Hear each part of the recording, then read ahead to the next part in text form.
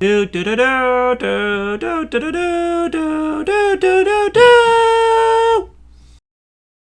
Okay, so welcome to Learning Online with Mr. Osberg. I know you can't see my face right now, so I'll throw a couple pictures on there for you, so you can see my lovely face. I know you've missed me.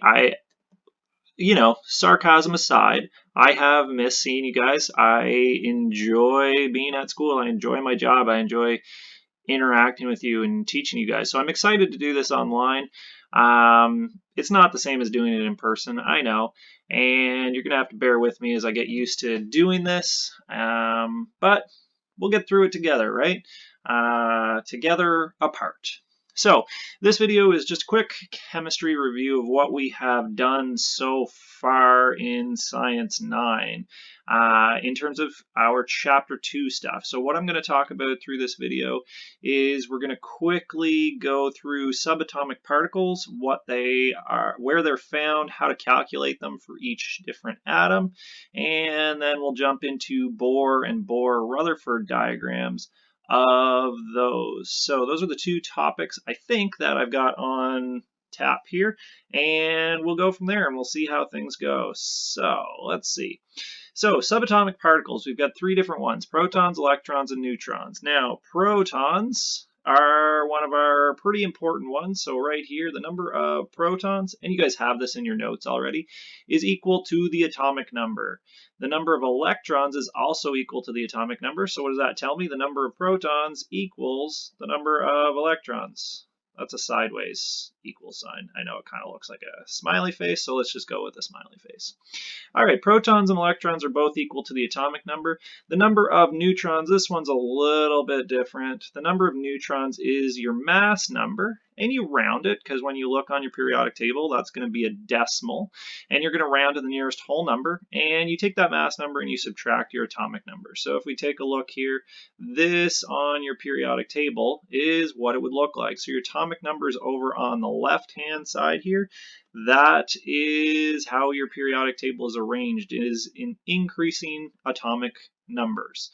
The mass number over here, again, this is not a whole number, so you're going to have to round. So if we wanted to calculate anything with lithium, its mass number is 6.94, you would round to the nearest whole number. That means no decimal, so this would round to 7. All right, we've got those three. So let's do a couple examples here. I'll do two, and then you can pause the video and you try the last two here. So sodium.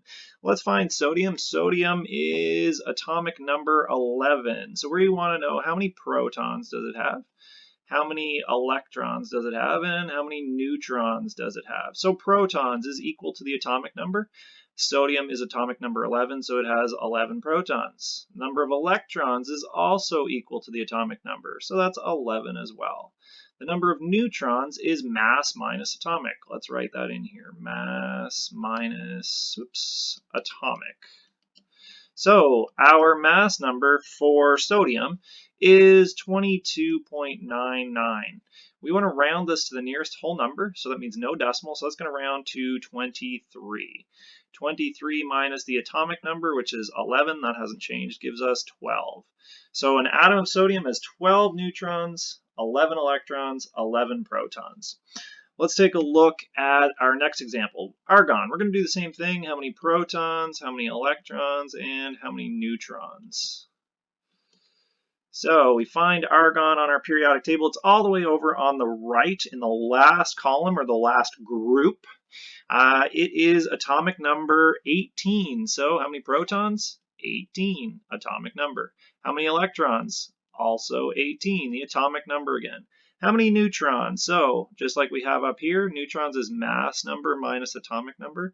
The number of neutrons, or sorry, the mass number for argon is 39.95. So when we round that, we're not actually going to write in 39.95. We're going to write in 40. 40 minus the atomic number, which is 18, gives me 12. Nope, it doesn't. Gives me 22. There we go. So 18 protons, 18 electrons, 22 neutrons. You can tell I've been off school for a while too, because I can't do simple math. All right, you pause the video and try oxygen and strontium. Okay, so oxygen, how many protons, electrons, and neutrons? So oxygen has, in this case, actually 8 for all of those. 8, 8, and 16 minus 8 is 8. Strontium, when you find that, it is, let me just scroll down here. Nope, right there. Strontium, I have to find it, is number 38. So how many protons does it have? 38. How many electrons? 38. And the number of neutrons is 87.62. So 88 minus 38 gives me 50 neutrons. Okay. Moving on, Bohr diagrams now. So we're flying through what we've done already in class. So Bohr diagrams is actually drawing where those subatomic particles are going to be found. So electrons move around the nucleus in orbits, so they move around the outside. Remember we talked about protons and neutrons are in the nucleus, electrons move around. The maximum number of electrons in the first 3 orbits is 288. That's a really important thing that you need to keep in mind, 288. If there are more than 18 electrons, and where does that 18 electrons come from? Well, if you do 2 plus 8 plus 8, that gives you 18. So if there are more than 18 electrons, you place them in the 4th orbit. Now, I wasn't there when you learned this, so I'm going to go through this example with you. So draw a Bohr diagram of a nitrogen atom. So we had written down the steps. Step number 1, it says write the element symbol in the center to represent the nucleus. So the element symbol for nitrogen is N. And I'm going to put a circle around it. That is my nucleus. Number 2, determine the number of electrons, which is the atomic number. And while we're at it, we're going to calculate how many protons. Actually, no, we don't need to. So just electrons. So nitrogen is atomic number 7, so it has 7 electrons. All right, there's step 2. Step 3, place the electrons around the nucleus in a clockwise manner using the 288 rule. So we have our first orbit. Let's try to draw a circle here. How many can go in the first? 2. So we put 1 at the top, 1 at the bottom. We've used up 2 of the 7, so we have 5 more to go. How many can go in the second orbit is 8. So we can definitely fit all 5 there. So clockwise, you start here. We go 1, go to the right, 2, go to the bottom, 3, go to the left-hand side, 4, and we need to put in 1 more for 5. So there's our 7 electrons. 2 in the first orbit, 5 in the second, for a total of 7. Why don't you guys pause the video, try these two, chlorine and magnesium. All right, hopefully you tried it. So chlorine is number 17. Its Cl is the element symbol, so that goes in the nucleus. It has 17 electrons because it's atomic number 17. So in the first orbit, we can have up to 2. So we have 15 more to go. Here's our second orbit. We go 1, 2, 3, 4, and then we start pairing them up. 5, 6, 7, 8. 8 is the maximum number in the second orbit, so we've done 2 plus 8 is 10. We have 7 more to go because it's atomic number 17. So we'll go 1. We're doing the same process. 2, 3, 4, 5, 6, 7. And there's our chlorine atom. For magnesium, magnesium is number 12, so it has 12 electrons. So we'll just have Mg. I'm just going to quickly draw this. 2 in the first orbit. We'd have 8 in the second orbit. 1, 2, 3, 4, 5, 6, 7, 8. That's a total of 10. And we need 12, so we need 1 more orbit. Woo! Try to draw better than I'm doing right now. 1 and 2. We'll pretend like this circle actually came around here. There we go. All right, for Bohr-Rutherford diagrams, again, this should be review. You write the number of protons and neutrons in the nucleus. So rather than the element symbol, like we did with Bohr diagrams, we write the number of protons and neutrons. The arrangement of the electrons stays the same. So we do the exact same thing we did before. The only difference is we write the number of protons and neutrons in the middle. So for neon is atomic number 10.